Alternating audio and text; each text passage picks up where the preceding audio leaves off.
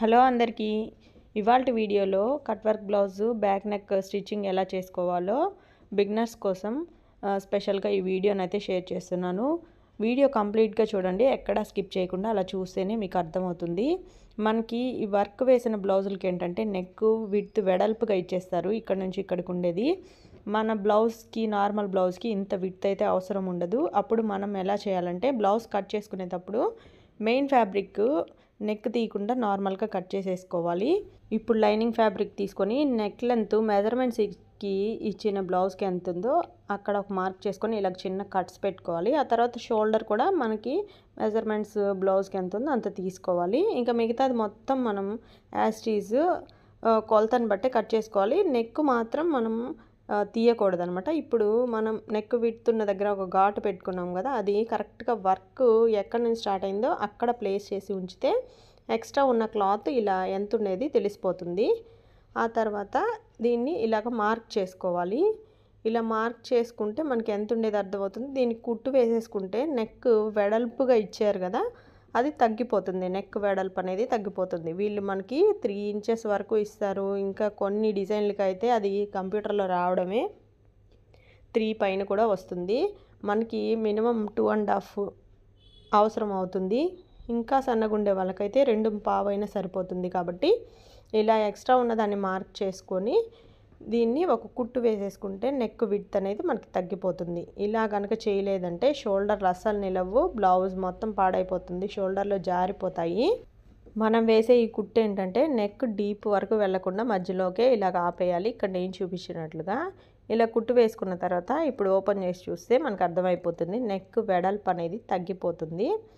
ఇలాగే మనం computer work మాత్రమే కాదు, మగ్గం వర్క్ కూడా ఇలాగే నెక్ పెద్దది ఇస్తే సేమ్ యాజ్ టీజ్గా ఇదే విధంగా మనం తగ్గించుకోవచ్చు. ఇలా తగ్గించుకున్న తర్వాత ఇప్పుడు మిషన్ కుట్టు మనం మామూలుగా వేసుకునే కుట్టు కన్నా కొంచెం టైట్ కుట్టు పెట్టుకోవాలి. కట్ వర్క్ బ్లౌజులు అన్నిటికీ ఇంతే.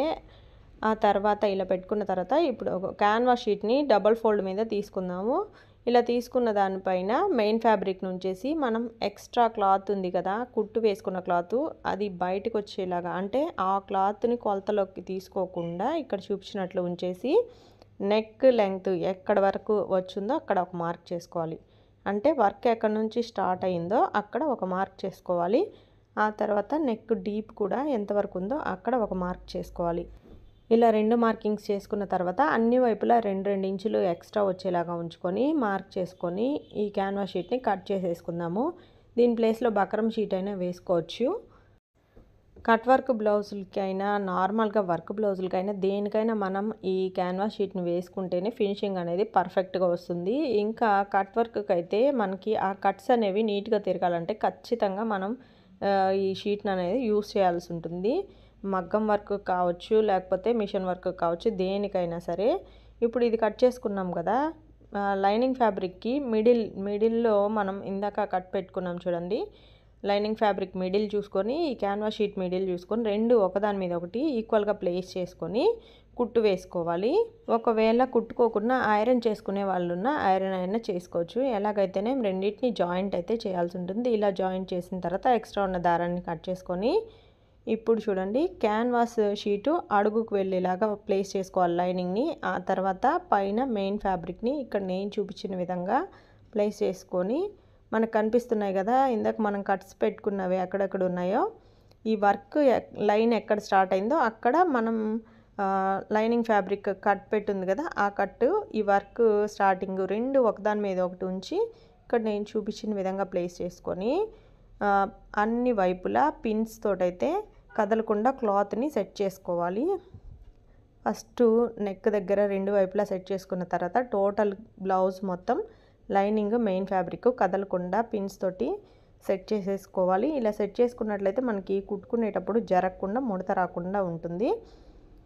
ఇప్పుడు కుట్టడం అయితే స్టార్ట్ చేద్దాము. ఇలా కుట్టేటప్పుడు కూడా వర్క్ లైన్ ఉంది కదా, అంటే దీనికి ఇక్కడ ఎల్లో కలర్ థ్రెడ్తో వేసున్నారు కదా, ఆ ఎల్లో లైన్ మీద కుట్టు పడకుండా ఆ లైన్కి దగ్గరలో మనం కుట్టుకోవాల్సి ఉంటుంది. బిగినర్స్ కనుకైతే కొంచెం నిదానంగా జాగ్రత్తగా కుట్టుకోండి, ఎందుకంటే ఇది చాలా టైం పడుతుంది. మనం స్పీడ్గా కావాలి అంటే అవ్వదు, కొంచెం నిదానం మీద చేస్తేనే నీట్గా వస్తుంది. అలా అని చెప్పి మరీ దూరంగా గ్యాప్ ఎక్కువ ఇచ్చేసి కుట్టుకోకూడదు.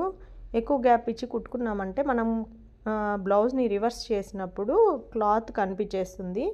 మన కుట్టిన కుట్టు ఎలా ఉండాలంటే బ్లౌజ్ రివర్స్ చేసినప్పుడు ఎగ్జాక్ట్గా ఆ ఎల్లో లైన్ మాత్రమే చివరికి వచ్చేలాగా, అంచుల దగ్గరకు వచ్చేలాగా మనకి కనిపించేటట్టు కుట్టు వేసుకోవాలి. అందుకని కొంచెం స్లోగా జాగ్రత్తగా వేసుకుంటే వచ్చేస్తుంది. ఇలాగే స్లోగా నెక్ చుట్టూరా మనకి మనం కుట్టే కుట్టు వర్క్ మీద పడకుండా, కొంచెం గ్యాప్ రాకుండా నీట్గా నిదానంగా నెక్ మొత్తం కుట్టుకోవాలి. ఇలాగా మొత్తం నీట్గా కుట్టేసుకున్న తర్వాత ఇప్పుడు మనం ఎక్స్ట్రా ఉన్న క్లాత్ని కట్ చేసేసుకోవాలి.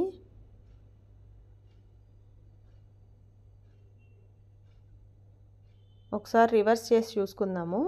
వెనకాల చూడండి ఫినిషింగ్ అయితే అంటే మనకి మూలలు బాగా తిరిగినాయా లేదా అనేది అర్థమైపోతుంది. షేప్ అనేది పర్ఫెక్ట్గా వచ్చింది. ఇప్పుడు ఈ ఎక్స్ట్రా క్లాత్ కట్ చేసుకునేటప్పుడు ఖర్చు కోసం ఒక పాదం గ్యాప్ క్లాత్ నుంచేసి మిగతాది మొత్తం కట్ చేసుకోవాలి. ఇది కట్ చేసుకునేటప్పుడు కొంచెం నిదానంగా కట్ చేసుకోవాలి, లేదంటే థ్రెడ్ కట్ అయిపోతుంది. ఈ పాదం గ్యాప్ క్లాత్ అయితే తప్పకుండా అన్ని వైపులా వచ్చేలాగా కట్ చేసుకోవాలి. దగ్గరకైతే అస్సలు కట్ చేయకూడదు.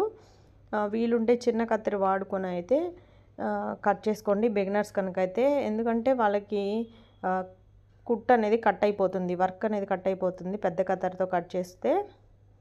ఇక్కడ చూసారు కదా, దగ్గరగా కొంచెం కొంచెం వదులుకుంటూ క్లాత్ని నీట్గా కట్ చేసుకోవాలి అన్ని వైపులా.